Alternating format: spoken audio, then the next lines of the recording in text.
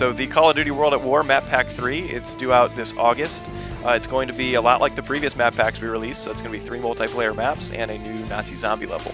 With our multiplayer maps, the multiplayer DLC in Map Pack 3, we kind of took a real good listen to the community, and a lot of what the community was saying is they don't want so many long-range sniper fests, they don't want short-range SMG fests either, so they wanted bigger maps, medium to larger maps, infantry-based again, let's just stick away from the vehicles this time.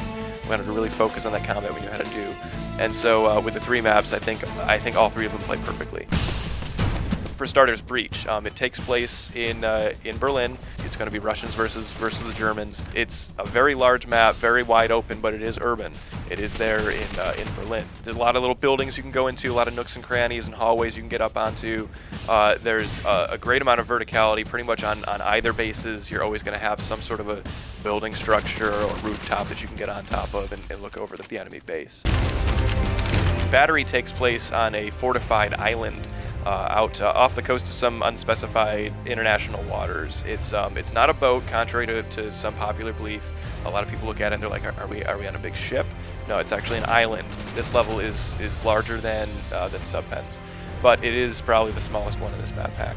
What's really great is rather than having to assault through the front door or through a hallway or corridor into the structure, you can actually many times climb right up the face of this 40-degree angle slanted wall and then climb right in through the windows. So it creates almost this infinite point of penetration for the players, which is going to keep the team, particularly who's inside the facility, constantly on their toes.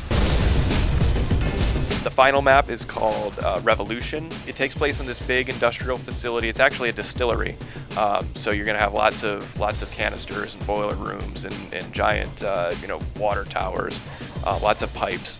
What's great about Revolution is you're going to have excellent sniper positions. So one of the intersections in the map, you have two different roads that you can look down when you're going to be defending your flag. If you're going to be sniping down one road, this side of the street is going to be a flank point that's completely open, and you don't have line of sight to that. So while you have line of sight to one street, your line of sight's broken on the other. So either you, as the sniper, need to keep sort of going back and forth like a sentry and keeping an eye on both of them, or you have to have your teammate locking down the other street, or go and place your Bettys or your satchels just in case the enemy tries to flank you.